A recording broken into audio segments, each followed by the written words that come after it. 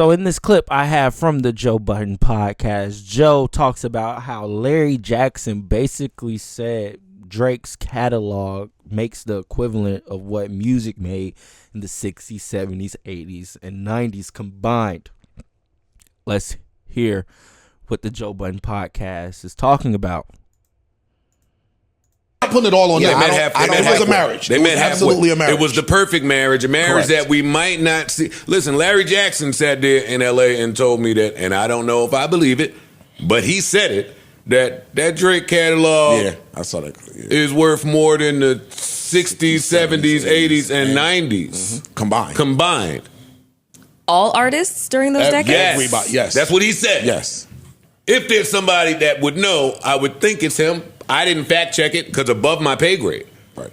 But if that's true, wow, buddy, go in that corner. That's a hell of, That's a hell of a negotiation. Go in that corner. Go get your boss. Get your boss's boss. Get queen, whoever you gotta. Go get the whole. What's that bank? Get the World Commerce Bank. What's the bank that run all the shit? The National. What's the bank? The World Bank. The Reserve. World Bank. Go to the World Bank. Tell them. Call a cartel. Whoever got the money. You gotta get them too. Have the cartel meet you at the World Bank. Let them know that I am perturbed. I'm getting a headache. A migraine even. Big migraine. I'm tired of even dealing with this. And y'all got this Not Like Us record going. That's why they did it. Get your ass. That's why they did it. That's why they did it, bro. Listen. That's all I don't want to be the. Go ahead. You keep saying go to the corner, go to the corner. What advance it? So they come back. We not doing nothing else, dog. This is our offer. I'm going to Warner. But you can't leave. How are you leaving is my point. I'm going to leave. He going to find a way. I'm going to wait. Slow down. I'm going to leave. Well, unless you got some tea. No. He going to leave. He going to leave. He going to leave. I got enough money. I'm going to leave. To fight it? Yeah, I'm going to leave. Yeah, I got enough money where I could show the... If you tell me nothing is shaking, I'm going to find a way to leave. And I bet you he has a way to leave. And I People are saying these suits is to get him a way to leave. True. Well, that's part of the way to leave. Dog, they said you heard what? What you heard? You been on the phone since the last part. What you heard? No, I'm just saying. I heard that he was giving them a fuck you. I heard the album art, all of that shit was a fuck you to them. Oh yeah, my son did it. I heard he was really purposely like, yo, it is what it is with you niggas. That nigga got albums in the tuck and all of that, and I'm not giving you no heat. I'm gonna drive your number down just to show you. Like you said, again, we tie it back. Where's Warner's stock at right now? Look, while he looked that up, we tie it back to, like we said, certified lover boy. Because everything's been made. We say everything's been made since then. So that intentionally, your stock is down. I'm proving. And my thing is, I can understand that, him basically saying fuck you to his label and Ben saying fuck you to his label. That would explain why the music has been kind of mid. Now, if Drake has some like classic heat in the tuck, like just classic, who knows, who knows?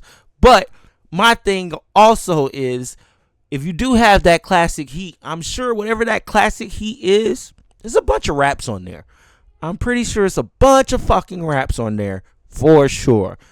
Why lose your rap credibility throughout all of this if this is an attempt to get out of your label? Even so, you're basically losing all your rap credibility with all the rap fans that you did have by choosing this route. It's odd. It makes no sense to me. It's just not a route that I would take, in my opinion. But he took it. And it's just like, okay, now you really are showing me that you really don't care about rap, or you never really cared about being the greatest rapper, or that just never wasn't something that you really had a passion for. This was all just a business to you at the end of the day. If you're going to court with your fucking label, this was all a business to you. There was no passion behind this. Now, I get it. Well, labels have been screwing rappers and niggas over for years. Of course, labels have been screwing niggas over for years. That's not my argument. My argument is they ain't never screwed this nigga over. They never screwed Drake over. They gave him everything that he wanted, every resource he needed to become the biggest rapper or the greatest rapper statistically of all time. They gave him, and he became that. You cannot then have all that grace and say, you know, y'all fuck with me, but I don't like how y'all treated me during this Kendrick Lamar rap battle, so I'm gonna sue you. I'm gonna set some paperwork in motion so I can sue you. It makes no sense. To you that, hey, if I ain't delivering, your number going down. We said certified lover boy outside of the timestamp was throwaways. It could have legitimately been throwaways. On purpose. Listen, I think it been mid for a I'm while giving you from niggas him. an album, y'all. I need to give y'all You an said album. you want an album? Here All go right, one. Here go album.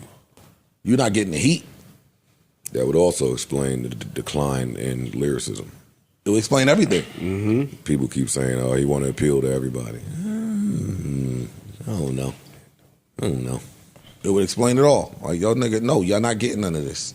Ain't that crazy? This is a full reaction to this clip, and I just literally said everything they're about to say. I didn't even know this was coming.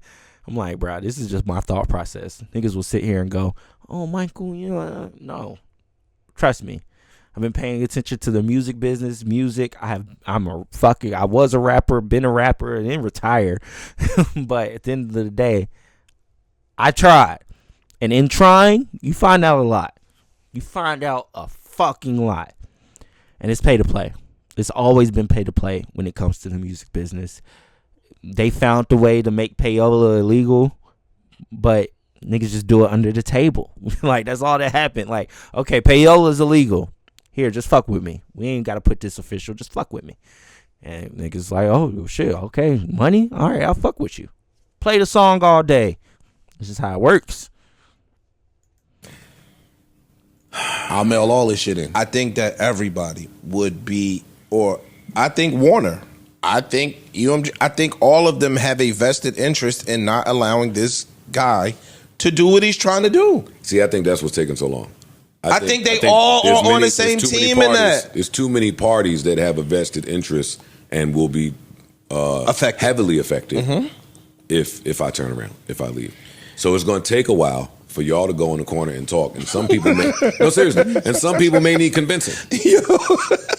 There may need to be a lunch that happens within the lunch. I'm so for real, y'all. I'm not Hey, playing. yo, the company that I've been there on a smaller scale. Hey, go to the deli. Yo, the company.